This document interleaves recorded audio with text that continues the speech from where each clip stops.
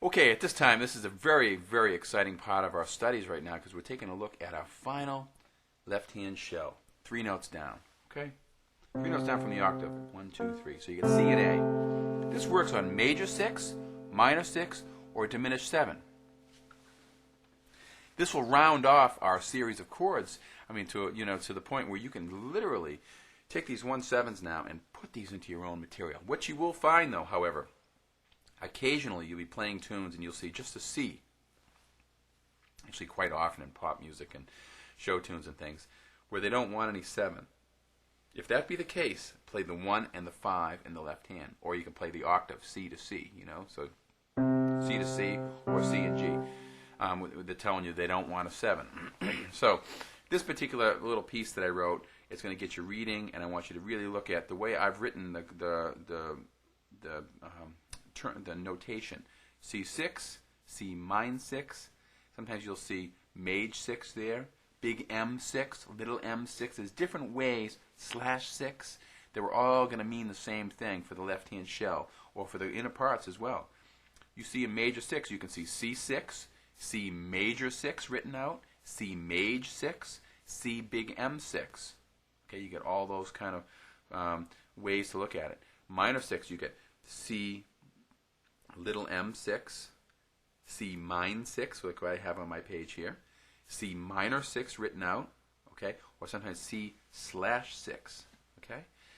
Just different ways you'll see. Diminished 7, I have dim 7, okay, which is what I use. C diminished 7 written out, or a small circle 7, okay. So these are the different terminologies you'll see displayed with to signify particular chord groups. Different publishers use different ones. Okay, so be prepared for that, so you don't, left out in left field wondering what that is.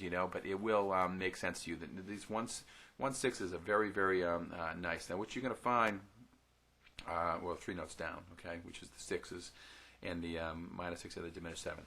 You will find at certain situations where you see just a plain C, you might want to try the 6th. The 3 notes down, because sometimes it's very fitting for a plain C chord, so you can explore the differences between the 1, 2, and 3 note down now and come up with your own if you're not quite if you don't like the particular choice that the publisher has assigned to that particular piece of music. Okay, let's get right on this 3 notes down. This is a beautiful little piece. You can use a sustain pedal to kind of blend it all together. Pedal it on the first beat of the chord. Hold it for the bar as you compress. I'll show you. Watch. Starting off with C6. 1, 2, 3. See how they're all holding together while I'm lining up the next chord? As I go into the piano with the next chord, the pedal comes up and back down.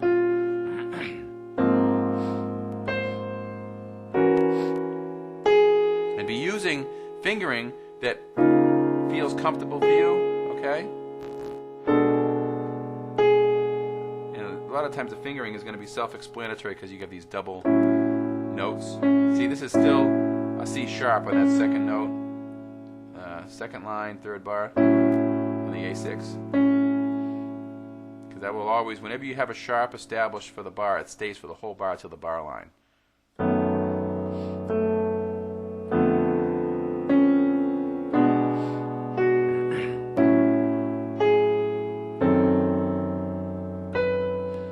Fourth line, F minor 6. That nice?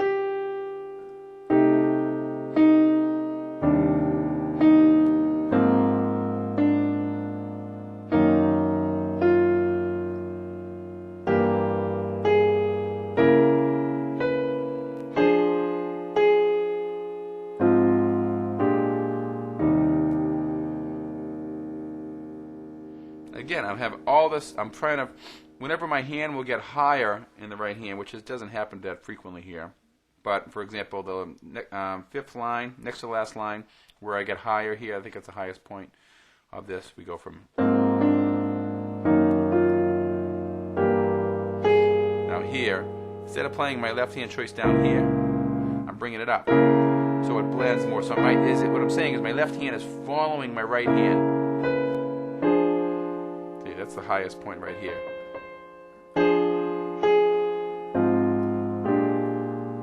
See that? How that really moves the hand Now, you do have the choice there. You could have played,